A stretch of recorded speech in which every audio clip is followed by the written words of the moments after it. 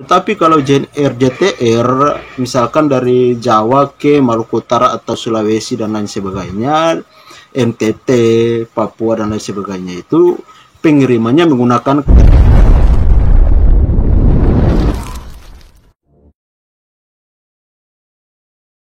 Oke, baik, sebelumnya assalamualaikum warahmatullahi wabarakatuh. Kembali lagi bersama dengan saya di channel Anak Kampung. Baik, jadi video kali ini saya ingin menceritakan sedikit pengalaman saya dalam menggunakan ekspedisi JNE JTR, karena di video sebelumnya begitu banyak pertanyaan-pertanyaan yang muncul di kolom komentar menyangkut dengan paketnya yang belum sampai-sampai karena menggunakan JNE JTR. Nah, di sini saya menjelaskan sedikit menyangkut dengan apa itu JNE JTR. Nah, JNE JTR itu ekspedisi yang kemudian berasal dari JNE itu sendiri dengan kapasitas berat yang dikirim itu di atas dari 10 kg.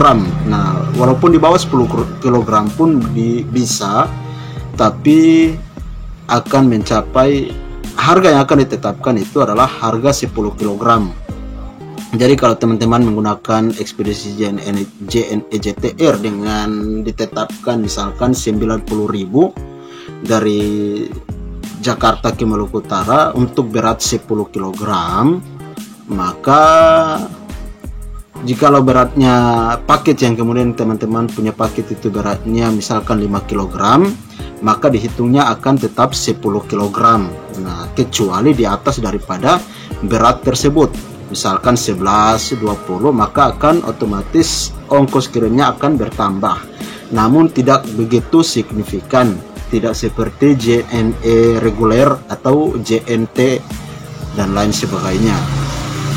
Nah, di sini perbedaannya itu ada pada jalur transportasi yang digunakan.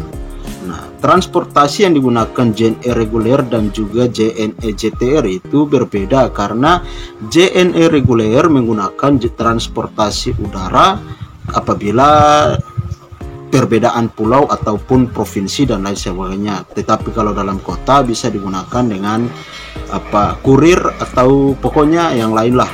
Tetapi kalau JNE JTR misalkan dari Jawa ke Maluku Utara atau Sulawesi dan lain sebagainya, NTT, Papua dan lain sebagainya, itu pengirimannya menggunakan kapal sampai ke kota alamat penerima, baru dikirim menggunakan kurir ke alamat penerima. Nah, inilah yang kemudian menyebabkan sehingga dalam proses perjalanan itu memakan waktu yang cukup lama dibandingkan dengan JNE reguler ya teman-teman.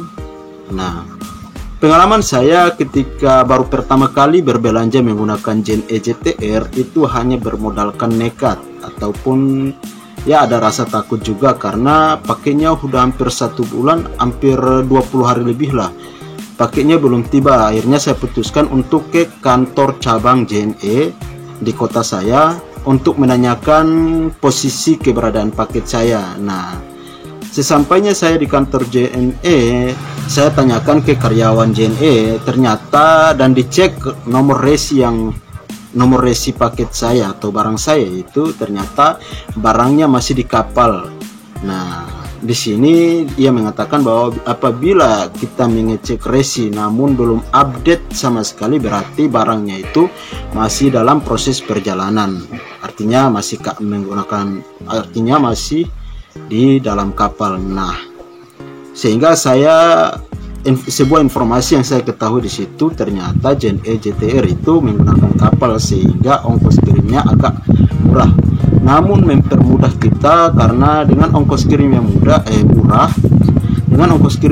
sehingga kita bisa hemat, terutama buat kita yang kemudian berbelanja untuk mana ingin menjual kembali ataupun membuka atau menjual kembali barang yang akan kita belanja. Artinya dengan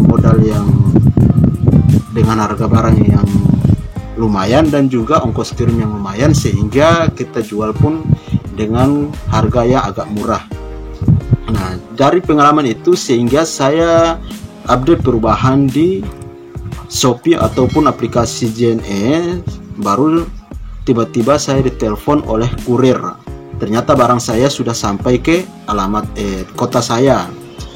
Nah, jadi buat teman-teman ya, apabila pengiriman mengirim ataupun memilih pengiriman menggunakan JNE JTR apabila belum update dan lain sebagainya, itu masih di kapal. Jadi jangan khawatir buat teman-teman, paketnya akan tetap sampai ke kita walaupun agak lama sih daripada waktu yang ditentukan. Baik, mungkin itu saja dari saya. Apabila masih ada pertanyaan, silakan beri pertanyaan di bawah ya teman-teman, dan jangan lupa untuk subscribe.